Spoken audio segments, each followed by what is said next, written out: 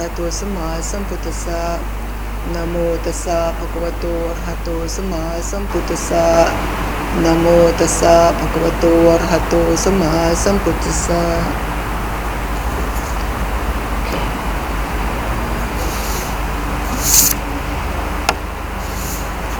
Today is 27th of December 2023. It is the full moon of the first month.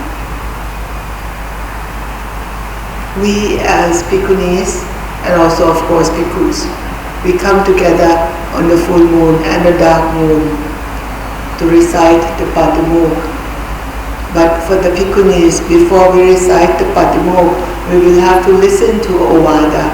Ovada. Ovada means instruction, which will be given to us by a senior Bhikkhu. This senior Bhikkhu must have at least 20 years standing.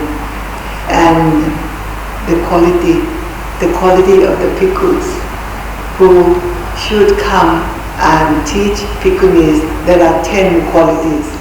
One of them, very interestingly, he must be kind. He must be kind to the Bhikkhunis.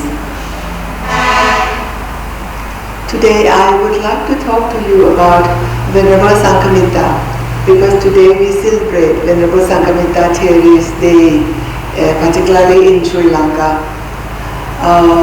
Sometimes it is the full moon of the 12th month, but this year it is delayed. This is the 12th full moon of the first month already. It should be, according to my understanding, the full moon of the 12th month, which is already past. But somehow UTBSI, United Theravada Bhikkhuni Sangha International, decided to celebrate Sanghamitta's day today. So in the evening they will have a function, and they have invited many speakers to speak about Venerable Sanghamittā. I would like to focus on the change of heart for King Ashoka. That is the beginning. King Ashoka is the third of the ruling king of Maurya clan. The first one was not Buddhist. Second one was not a Buddhist. His grandfather was not a Buddhist. His own father was not a Buddhist. He himself was not a Buddhist. There was a city called Kalinka. Kalinka is in the southern part of India, let's say between Calcutta and Madras. This Kalinka was not under Maurya. It was not under Maurya even during the second king of Maurya time. When Ashoka came to the throne, he took it upon himself to take over Kalinka. This was a very important move. He realized, or he did not realize, that Kalinka did not have a king at that time. So therefore, when he invaded with his great army, when he invaded Kalinka, he was fighting with the people. He was fighting with the people of Kalinka without king. That is a shame. Because he himself was such a great king. In Rock Edict number 13, very clearly, he had it inscribed that more than 100,000 people died in that war. And more than 150,000 people died because of that war, as a result of that war. Such a great loss. He was so remorseful after this event that it actually turned him inside from Kala Ashoka. Kala is black, Ashoka the black heart, to Dharma Ashoka. Ashoka, who is now leading his life with Dharma as the guide. During those difficult times, he also had stone inscription in Kalinka. which very clearly make a statement of what he did to Kalinga people. Because of this remorseful act that he did to Kalinga people, it took him more than a year, to be really remorseful, thinking about it, what to do, how to come out of it. He talked to Buddhist monk, and the Buddhist monk said that how can he become close to Buddhism? You should be ordained. The monk said he should be ordained, but of course as a ruling monarch, he could not. So he turned around and he asked his son, that is Prince Mahinda, and his daughter, Princess Sanghamittā, whether they could be ordained on his behalf, so that he himself could be considered Thayat. Thayat is taking the lineage, someone taking the lineage. He had such a beautiful children, both son and daughter agreed. So whenever Mahinda at that time, Prince Mahinda at that time, he was 20 years old, so he was ordained. He took Upasambhada to become Bhikkhu. But Princess Sanghamittā was only 19. She was 1 year younger than her brother. So she could not become Bhikkhuni right away. So she was ordained as a Samaneri.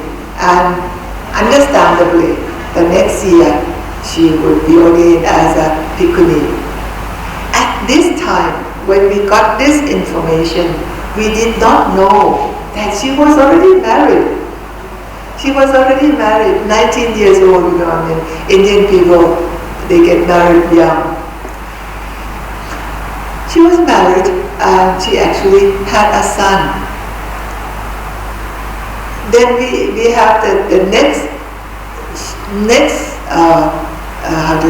next block of information that came when Ashoka was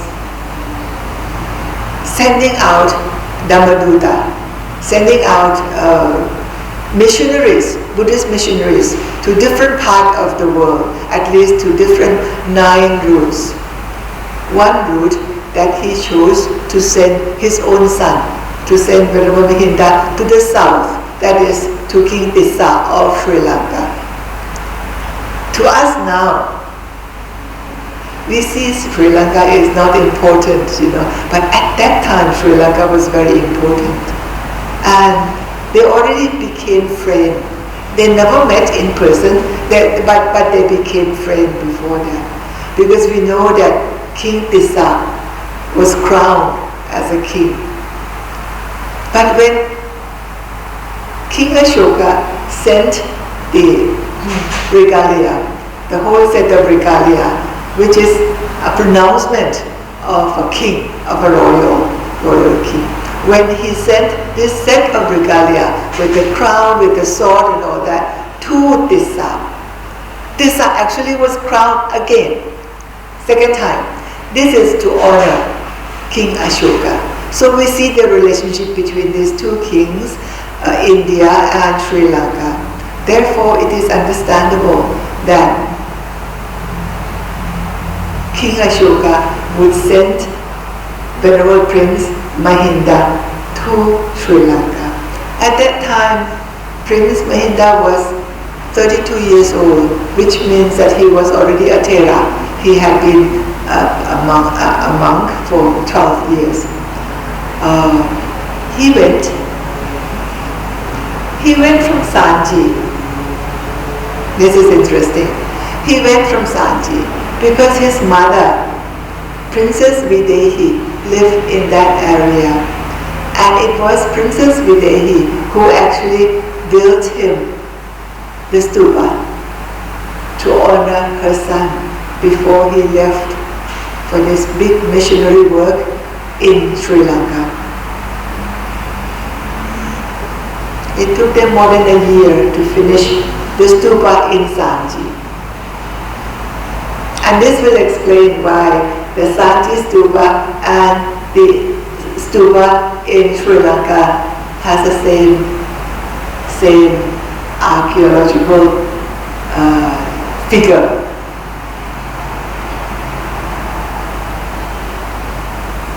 Yes, so Venerable Prince Mahinda went with 3 more monks, 1 lay person and 1 samanera. Now this samanera, we realized later that he was Venerable Sanghamitta's own son. We didn't know before, suddenly this picture came up. We knew that Venerable Sanghamittā was ordained together with her husband, together with her brother, when her brother was 20 and she herself was 19. This block of information came only when 12 years later, when Venerable Mahinda flew from Sanji to Sri Lanka to establish Buddhism in Sri Lanka.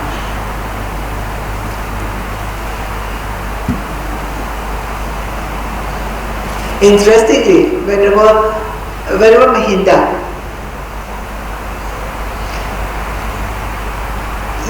the technique of giving Dharma talk, you have to know the person, you have to know the audience, and that's what Venerable Mahinda did. Check out the audience. His audience, his immediate audience was King Tissa himself. So he checked out King Tissa's intelligence, logical mind. And when he realized that yes, this king, he had logical mind, he would understand Buddhism. So second time when he was invited now to give Dharma talk in Anuradhapura, in the capital. In this second Dharma talk, he chose to speak about the footprint, elephant's footprint. And for this second Dharma talk, there was one person who became Sotapanna in the whole island. And this person who became Sotapanna was nobody else but Princess Anula. It is a woman. It is the woman who becomes Sotapanna. So Princess Anula, when she became enlightened, when she became Sotapanna, of course she asked from her husband if she could take ordained life just like Venerable Mahinda. She had to take permission from her husband, and then her husband approached the king and asked the king whether the king would allow her to become Bhikkhuni. Through the conversation between King Tissa and Venerable Mahinda, said that Venerable Mahinda said, "Oh, I cannot give her ordination as it is, but I can arrange to invite my sister who was also Bhikkhuni from India to Sri Lanka." So that was a big move, The person, the mediator, the person who was flying back and forth was nobody else but the samanera. The samanera who was Princess Sanghamitta's son. So he flew back to India and asked permission from King Ashoka to allow her mother to come to Sri Lanka to give ordination to Princess Anula. So this trip back and forth, we have to be grateful to this little samanera. But this little samanera, he was enlightened. He was arahant. So finally, he got his mother and a group of 10 learned Bhikkhunis to come to Sri Lanka to give ordination to Princess Anula. And the group, of course, when these royal members, when they become ordained, it is not just they themselves, but they and the group. So Princess Anula herself was already Sotapanna while she was waiting. She was waiting wearing white and observing precepts, ready to be fully ordained. So when Venerable Sanghamittā arrived with a full chapter of 10 learned Bhikkhunis, Venerable Venerable Anula and her group received full ordination, Upasampada, and became the very first batch of the Bhikkhunis in Sri Lanka.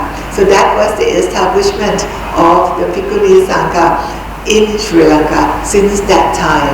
And all this is because of Princess Anula, and because Venerable Sanghamitta, her teacher, came all the way from India to Sri Lanka. King Ashoka was a very wise man. He knew that in Sri Lanka the local people were tree worshippers. So he thought, might as well worship the Bodhi tree. So he had the southern branch of the Bodhi tree, which supposedly fell down by itself. And then he planted it in a gold vessel. And together with Venerable Sanghamitta and her group, this Bodhi sapling came with her. And it was sent to be planted in Anuradhapura, the capital. Now, they claim that the oldest Bodhi tree in this world is 2,300 years old. Is this one, the one in Anuradhapura, the oldest one? Not the one in Bodh Gaya. The one in Bodh Gaya was just recently planted about 100 years ago by Sir Cunningham, the one who was actually representing India and took care of India, representing England to take care of India at that time. So the oldest Bodhi tree is in Anuradhapura and came together with the Bhikkhuni Sangha from India to Thailand. Sometimes people give much importance and talk about this Bodhi tree, forgetting that the very first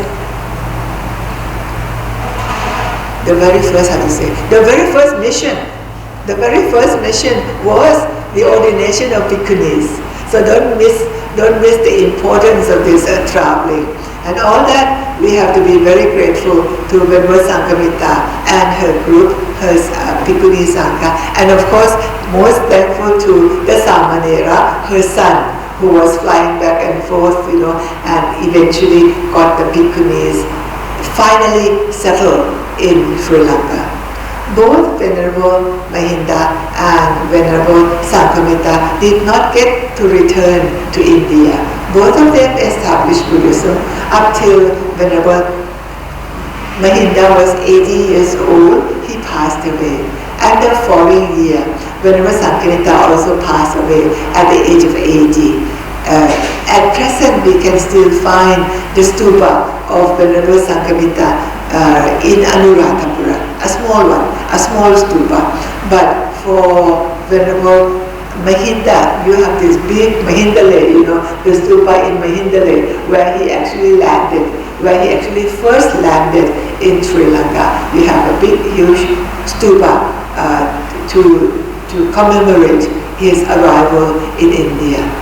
So this is a short story to honor Venerable Sanghamitta, to honor Venerable Mahinda, to honor the Samanera, who was the mediator, flying back and forth, eventually to bring about the Bhikkhuni Sangha in Sri Lanka.